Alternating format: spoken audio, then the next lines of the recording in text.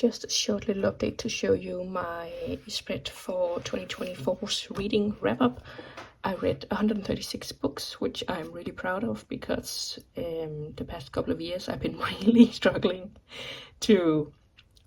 and failing to reach 100, so 136 is really great. And that was, according to Storygraph, 47,283 pages. I don't particularly pay attention to what editions I'm choosing whenever I'm choosing the edition, and sometimes I'm reading it in Danish, but I'm picking an English edition on Storygraph because that's what's on there. So I don't know how completely accurate this is, but it's in the ballpark somewhere. The first book I read was Why the West Rules for Now, tongue twister.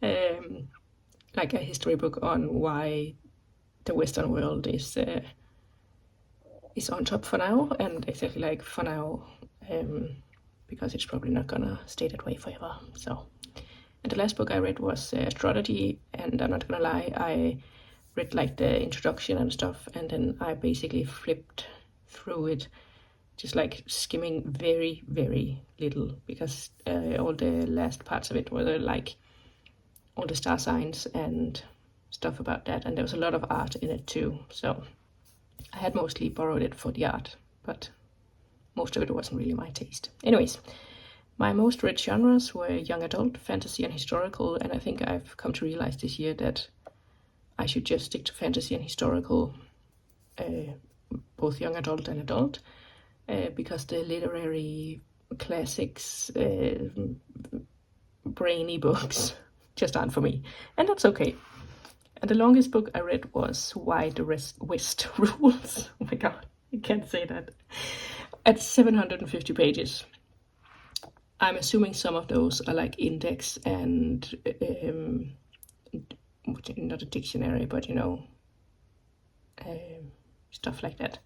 And the shortest book was Feminism for the 99%, which was 85 pages. So the average length of the books I read were 339, and I think that's pretty accurate. My average rating was 3.67, and that's okay.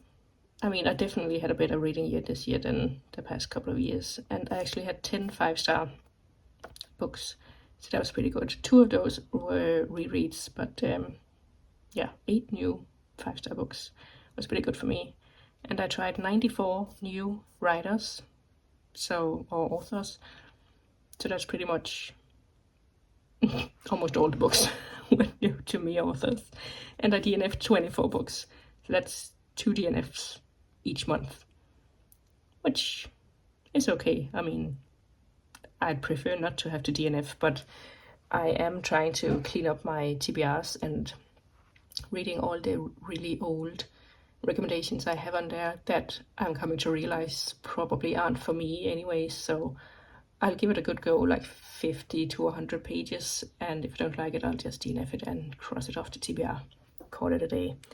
So for the 5 stars, this order is very much not considered carefully, but like aside from the 2 first ones, Silver Under Nightfall and Iron Widow were really great books, and those 2 are definitely my favorites for the year.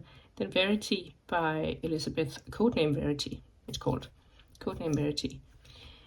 I really want to change that, but I don't want, because it's not the Colin Hoover book, let me tell you. But anyways, Codename Verity by Elizabeth Wine. That was a reread and loved it. Amazing. Gwen and Art Are Not in Love. I also really loved this one, and it was like a lot darker and more complicated and political than I was expecting, so that was a nice surprise. Then I read The Last Devil to Die by Richard Osman, which is the last book so far in the Thursday Murder Club series, and I really liked that one too. And I read What the River Knows, and I really enjoyed that one too. That was like light fantasy, magical realism, what you want to call it. Ruthless Vows.